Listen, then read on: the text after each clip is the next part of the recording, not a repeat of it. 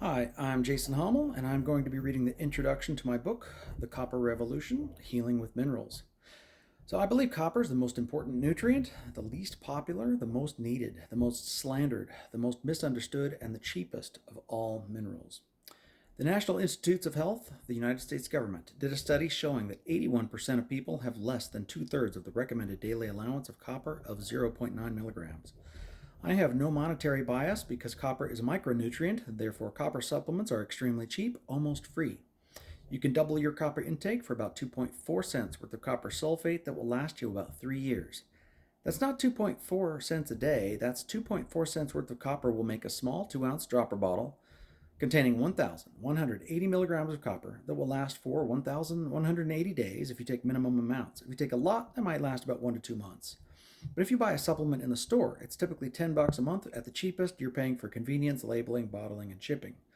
So copper's 2.4 cents for 3 years. Any other supplement is $360 for 3 years. It's not even close. So copper is far, far cheaper than iodine. It's probably far more important, and I just love iodine. So here's how to make your own copper sulfate supplement. You buy pure copper sulfate blue salt crystals. They sell it at Amazon or anywhere that copper sulfate is sold at 99.9% purity. That's as pure as things get. It is both pharma and food grade, but they will not likely use those words. It's sold in 1 pound, 5 pound, 10-pound bags, etc. A 1-pound bag costs about $5 and should last you 10 to 20 years if you even take a lot of it. So to make a solution of 1 milligram of contained copper per liquid drop, you measure out 3¼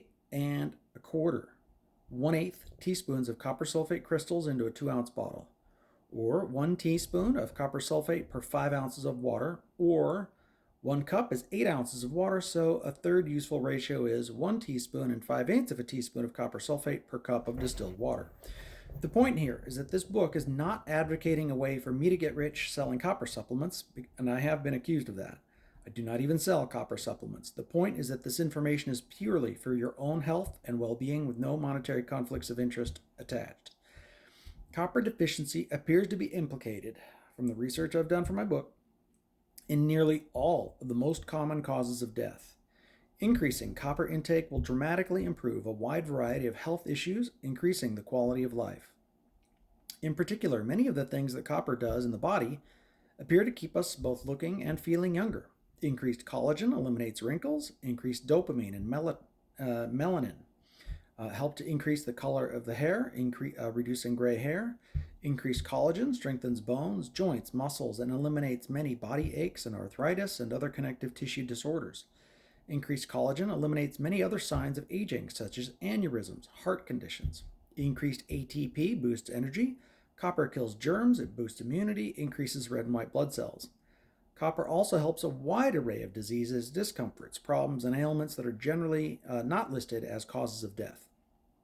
These issues are arthritis, other connective tissue disorders such as hemorrhoids, hernias, Alzheimer's, multiple sclerosis, and other nerve and brain disorders, bone, muscle, skin, circulation, heart, kidney, liver disorders, hormone, neurotransmitter disorders, cholesterol disorders, bleeding disorders, ulcers, heavy periods, anemia, and adrenal fatigue, nosebleeds.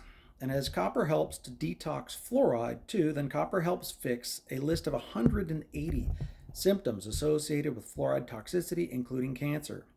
It might be a shorter list to consider what body parts don't need copper, but as of yet, I haven't found any. After all body parts need access to the blood and nerves at the least, including even hair follicles and teeth, and yes, copper is great for the hair and teeth and even the eyes. Every cell in the human body needs copper for a wide array of cellular reasons, for strong cell walls and a stronger cell wall of the nucleus, for the DNA, for the mitochondria to make ATP for energy. Now, because copper bonds to fluoride, it's one of the most widely slandered supplements and nutrients out there. The reason for this is that about 50% of the population of the USA still drinks tap water, which contains fluoride. Now, I also sometimes do whenever I'm in restaurants or buy a drink made with tap water. Fluoride in the water is an acid, and it binds to copper in the pipes and strips the copper from the pipes. And there are many other sources of fluoride that people don't even know about. Fluoride disrupts copper metabolism. The average person has 2,600 milligrams of fluoride in their body and only 72 milligrams of copper. Fluoride lowers ceruloplasmin, a key copper enzyme in the blood. This tends to cause copper to accumulate in the tissues, yet the person tends towards copper deficiency because the copper cannot be properly transported to where it needs to go. Copper is also one of the least championed supplements out there, as I can find no books making copper supplements their primary subject, except for Morley Robbins' book, which came out in October 2012, which I just now beginning to read.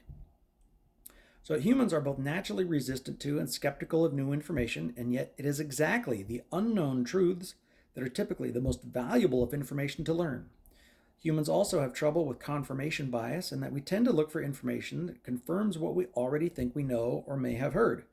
So if we hear copper is toxic and then think copper is toxic, we have a bias. It's therefore very difficult to unlearn the slander about copper, because that would be information that does not confirm what we have already heard about and learned. Remember, and we think we know. Furthermore, humans don't like to have to admit they've been deceived by a wide variety of people who claim copper is toxic, some of whom may have been mistaken. Now, I am drawn to study things that will benefit humanity and things that are little known. For similar reasons, I got into the study of Bible prophecy. I wanted to know what we were supposed to know, but is little known about Bible prophecy. Next, I was drawn into the study of gold and silver as money. They were used as money by most of humanity for thousands of years, but not so much in our era. And when I began to study about human health, I was initially drawn to study foods and herbs. I like herbs, and many are said to be high in minerals. But with so many foods and so many herbs, I was drawn to study vitamins and minerals and their corresponding deficiency symptoms. Next, as I discovered that minerals improved my own health more than vitamins and herbs, I shifted my focus more towards the minerals, especially the microminerals like copper, zinc, iodine, boron, and many others. For a long while, I simply accepted the upper human limit on copper of 10 milligrams, and I took from 3 to 9 milligrams of copper, thinking that my research on copper and the application of that research was complete. But eventually, I realized that while I had fixed a few of my low copper symptoms, that from that mild level of supplementation, I realized that I had plenty more low copper symptoms, such as joint pain, low energy, and I had to wonder why copper caused me nausea. So next, I finally did my due diligence to look into how that tolerable upper human limit on copper was established and upon what evidence it was based. I found out it was arbitrary and based on nearly nothing, or upon very bad and scant evidence, and done for political purposes of establishing minimums necessary for prisoners. And I have a quote here from the Department of Justice, I believe. It says, "A correctional facility must prove menus being served meet the recommended dietary allowance, the RDA of the National Academy of Sciences." The RDA for copper was entirely shoddy and unscientific, with no testing done, with a disclaimer that further testing and study was required, which has never been done in the last 28 years. So next, I had a breakthrough moment when I went above that tolerable upper human limit and I took more copper, and I discovered significant improvements in my own health, ranging from extra energy, extra brain power, less sweating, less muscle pain in my workouts, and I even had difficulty achieving delayed onset muscle soreness from the most intense workouts I could imagine, so I knew I had discovered something very important.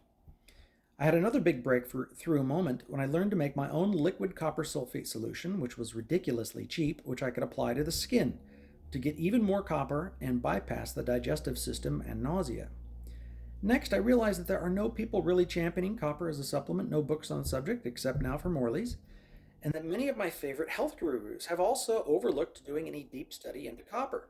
People, they just parrot the RDA and the tolerable upper human limit. I realized I might be onto something even more important. Finally, after 3 years of research, I realized quite a few of the reasons why copper is slandered, and yet so desperately needed by nearly every system in the body, and that most people die from things that could be caused in part by copper deficiency, and that copper is like the fountain of youth. And I realized I really had something very important I had to share, and that I must write the book on copper, which has taken me the last year. So I've been studying copper and taking high copper for a good 4 years now. Now, people and academic researchers seem to believe that truth will propagate on its own. Yes, sort of, but it doesn't. The truth is that truth has to propagate through people. By itself, without people, a truth may remain hidden. The corollary of that is that truth needs people to champion that truth, and truth needs people to share that truth, and they need to figure out ways to reach people in ways that are profitable and so that their reach can grow. We don't live in an era where truths are generally well accepted and well shared. We live in an age of censorship and media lies. Also, people do not read academic journals that are filled with technical jargon that hides the truth from casual readers or even me who may read very casually. I just read that tocopherol can help protect against copper toxicity in rats. Well, what is tocopherol? It's vitamin E. Well, why didn't they say that? Because there are many forms of vitamin E, and tocopherol is only one such form. Furthermore, researchers are human. As such, they make many assumptions and value statements that seem wildly off base, just like any other typical human may make. For example, I'm reading that sheep cannot handle very much copper and become copper toxic at low intakes. Okay, well, that may well imply that humans can't tolerate much copper either, right? But, what's low? Naturally, the human range, since it's said to be from 1 milligram to 10 milligram, I would assume that when they say low, for the sheep, that would be 2 to 3 milligrams, or maybe lower than the natural human diet of 1 milligram. My assumption was wrong in this case, and I was misled by the researchers using the word low. Here are the actual numbers, including that word low, in their paper. Quote, in contrast, copper toxicosis in sheep develops as a two-stage process even at relatively low dietary copper intakes of less than 25 milligrams per kilogram. From link. Okay.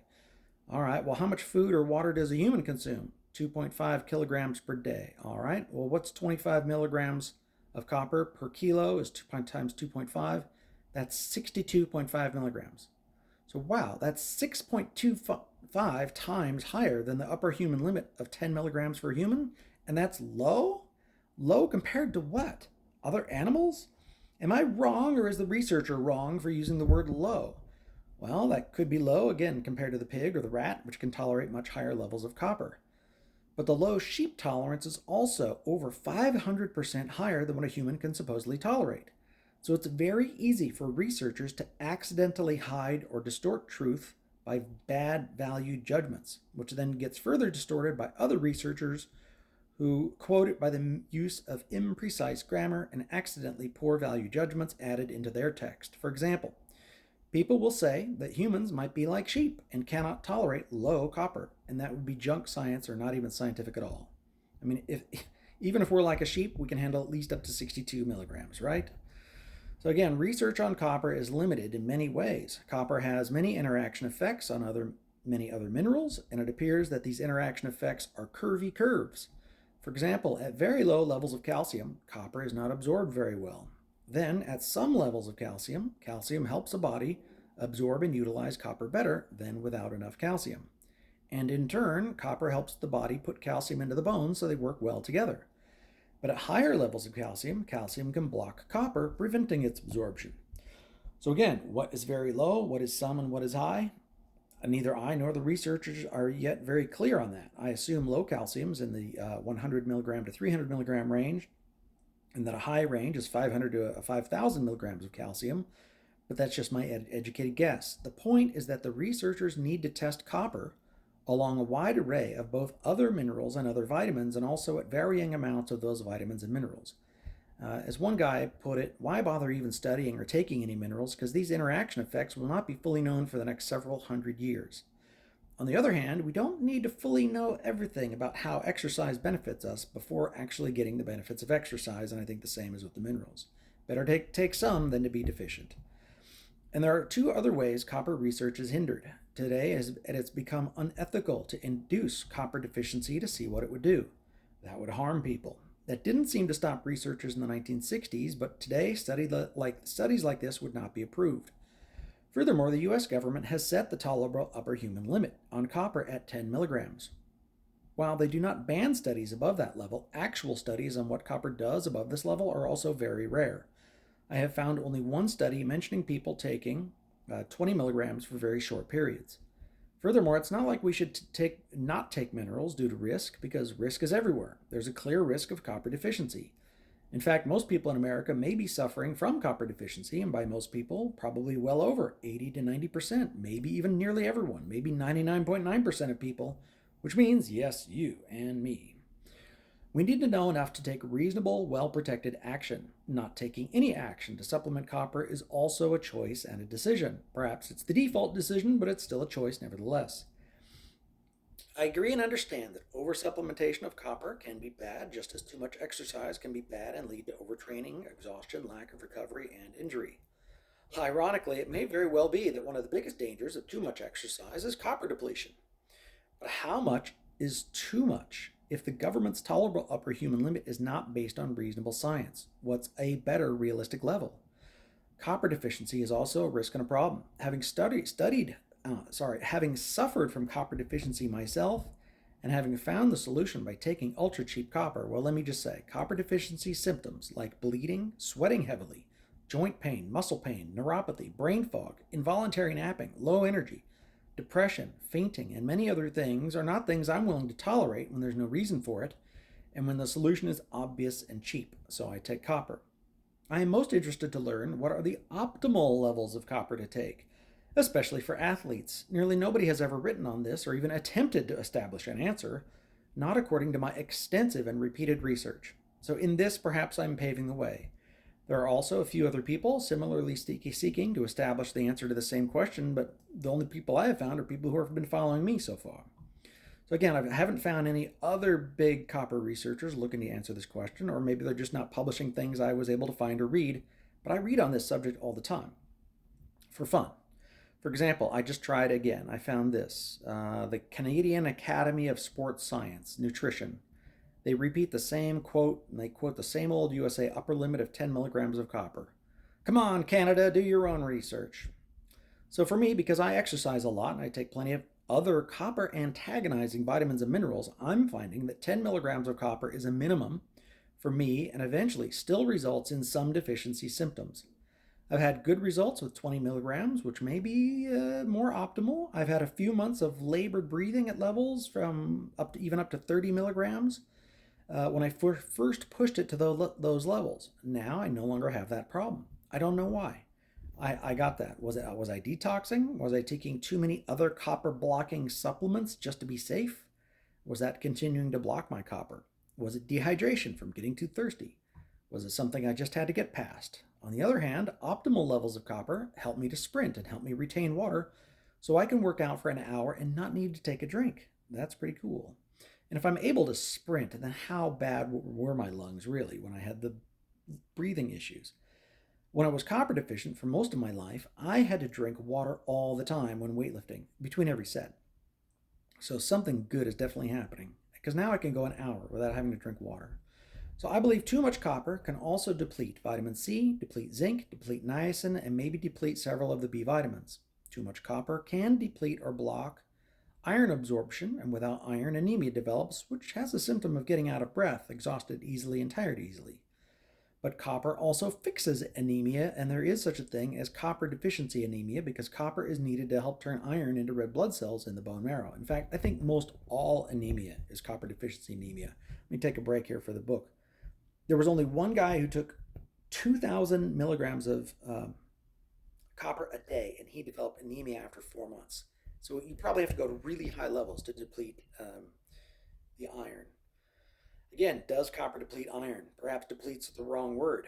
Utilize might be better, as nutrients are like building blocks. The body seems to use what is available to engage in the functions that it wants to do. If the body needs both copper and vitamin C to do something like make collagen, and if you take more copper and less vitamin C, the body might run out of vitamin C faster than it otherwise would normally do so. So don't get discouraged if you read that there's an antagonism or depletion effect of copper and another vitamin or mineral. There's usually a synergy as well, and the synergy could lead to the depletion by way of the effect of looking at what building blocks are available. You need to critically evaluate this book and think as you read. As you read this book, you'll become aware of various controversies around copper. Furthermore, scientific studies do not always agree with each other. There are three primary things to evaluate. 1. What were the actual findings of the study? 2. What were the conclusions of the researchers? And 3. What is the veracity and reasonableness of my own analysis? Those are all three entirely separate things to evaluate, and none of those three things are facts. Point 1 is the closest thing to being factual, but even study findings can be faked. So the question becomes, were the study findings repeated by several other research teams? And 2, the conclusions are not always backed up by the data, but maybe only appear to be backed up by the data. The data can also mean many other possible things that might contradict the conclusions of the researchers, And 3, is my analysis sound? Did I take into account more data than the researchers? Could I be wrong? I can also be wrong, no matter how persuasive I may sound, but I'm not wrong merely because I disagree with other people or the common opinions of the day. There are other things to take into account. What might be the bias of the researchers when they reach their conclusions? What might be my bias? In many cases, I'm making my analysis as I go, and as I go, I learn more and my thoughts in my analysis may change. That's what you would expect in the learning process. And writing a book is a teaching process and a learning process. I continue to learn as I try to make the book more thorough and complete. This is a big subject. I may not remember everything in the book, although I'm expected to know everything in the book that I'm writing. So pay attention. Note, do I contradict myself? And if so, where did I go wrong and why? What would be the reasons or possible reasons? In one article on copper I read, the authors did contradict themselves. They claimed copper is inflammatory. Then they said copper was an anti-inflammatory, and they appeared to not remember or reference their earlier claim. Here's the article. The article is called The Copper Dilemma from lifeextension.com. The first statement: it seems that copper may heighten the inflammatory response through oxidation that may lead to arteriosclerosis. Second statement: a deficiency may also explain why copper, which is an anti-inflammatory agent, is useful in the treatment of rheumatoid arthritis and other inflammatory conditions. A study showed that copper supplementation surpassed aspirin in terms of the anti-inflammatory action, boasting 130% the activity of cortisone. So again, is copper an inflammatory or anti-inflammatory? I believe it's an anti-inflammatory. So here's another common subject of disagreement about copper. Is copper an oxidant or an antioxidant? Both claims are made. Is it both? What's the typical net effect? Who says which claim? And what are the claims based upon? Is the science sound? One study said that subjects who took 10 milligrams of copper excreted nearly all of it. The conclusion was that the body wants to excrete copper because the body treats it as a toxin. But is that the only possible conclusion? I can think of many other possible conclusions because I've read so much about copper. For example, maybe the study was too short for the copper to accumulate. Maybe the study participants had trouble absorbing the copper. Maybe the study participants didn't have enough time to make more ceruloplasmin, a copper transport protein, or other copper transport proteins. Maybe the study participants did not take enough calcium or potassium, which have been shown to increase the absorption of copper. Maybe the study participants were toxic with other substances, and then the copper that they took was then bound to, and then the excretion of the copper bound to the toxins was the body's attempt to get rid of the other poisons, and copper is simply a vital detox nutrient. Or maybe the study participants were taking too many of the other 40 or more, 45 or more other substances that block or lower copper, such as nutrients and vitamins and minerals, foods and drugs. Maybe 10 milligrams was flat out not enough copper to help the study participants to absorb the copper. There are many other possible explanations other than body homeostasis and copper is toxic, which might not be an accurate conclusion. So before I wrote this book, I knew that was a particular mystery I wanted to try and explore, and as I'm writing this book, I was able to consider many possible alternatives. Maybe all of the possible alternatives are partly correct. Maybe some are more correct than others, and maybe there are other alternatives as well. The final point is that at first reading, you will likely not know enough about copper to even know how to fully evaluate my analysis. And then you read the book a second time and maybe a third time, you might be able to start to find holes in my analysis, or you might come to a better analysis of the data, and you might find yourself compelled to write an article or two yourself, and that's great. Now, upon taking copper, and possibly iodine as well, and getting the brain boost from taking them, you might start to become a bigger thinker with an improved memory. For many people, I feel compelled to say, inventing a false accusation does not count as analysis. I don't consider myself to be writing for those kinds of people who don't know the first thing about the entire point of arguments, which is to try to come closer and closer to the truth of things. Pointing out others who disagree with me does not count as a rebuttal nor as an analysis. Analysis consists of harmonizing many points of data and evaluating the truthfulness of those data points both individually and as a whole. A rebuttal consists of proving why something could not possibly be right. Analysis also doesn't consist of character assassinations. And the final and biggest controversy about copper: is it toxic? At what level? 2 milligrams, 10 milligrams, 188 milligrams, 1,000, 10,000, 20,000, 250,000? Why is there such a large range? And how is one man reported to have survived up to 250,000 milligrams of copper? That's 250 grams. That's far more than the reported 10 grams of iodine the historical high iodine advocates took. Is copper toxic at all, or is something else going on? Maybe it's merely detox reactions or induced deficiencies. Can too much copper at once end up overburdening the detox organs with too many other toxins mobilized at once? How can a substance suddenly turn toxic over a very narrow range, like the modern medical establishment expects us to believe? Is that even possible? Do they even have any evidence for that? And there are other things to pay attention to about studies on copper. Is the study on animals or humans? Animal studies are not always applicable to humans, but often they are. Often, given a level of copper that animals can tolerate, they will assume that humans can only tolerate 1/100th of the level. Well, why is that assumption made? Just for safety? Again, what about the danger of deficiency? Is the study a correlation study or an intervention study? Correlation does not mean causation. In a correlation study, they will attempt to measure copper in the blood or in body tissues and then look for correlations for disease. And they rarely attempt to study health. In an intervention study, they will give study participants actual copper supplements over a period of time. These are often of short duration to save time and money and thus have limited application for what copper supplements will do long term. And I have never seen any study measure more than 20 milligrams among study participants. Almost everything above that level is only case study reports. Another thing to consider is how many study participants were involved. Typically, the lower the number, the less useful the findings. And there seems to be a catch-22 in studies about copper. They don't want to study people taking larger amounts of copper, say over 10 to 20 milligrams, because in theory they assume those amounts are dangerous. But don't they need to do such studies to actually determine if copper is dangerous? So that's really an example of circular reasoning, maybe not catch-22. But then there are the toxicology studies. Most of the toxicological data is on instances of poisoning. Most poisonings happen around 20,000 milligrams. These are the levels at which people start to die. But this showcases a wide range between 20 milligrams and 20,000 milligrams where there's just almost no data. That's a huge range. Finally, averages are not ideals. The average person might not be healthy. And it's said that 70% of the American population has taken at least one prescription drug in the last year.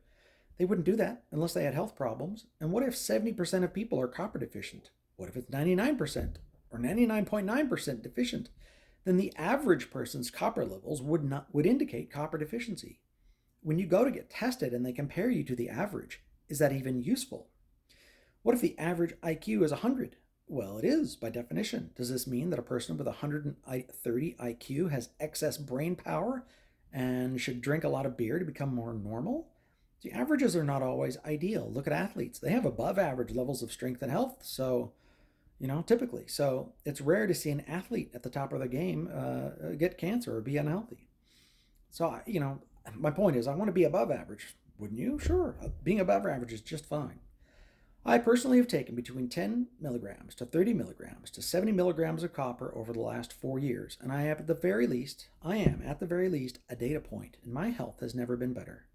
As I finished writing this book, I realized I did something slightly unfair. I had judged government studies done in 1993 based on what I can find today in 2021.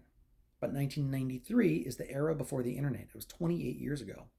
So, of course, I have no choice but to judge them based on today's knowledge. Then they did not have the benefit of today's knowledge. On the other hand, they can update their data at any time, and they acknowledge that they should do so in the future, and they never did. So if I prove them wrong, which I will do, the fault is with them. Thanks for listening. Have a good day. Bye-bye.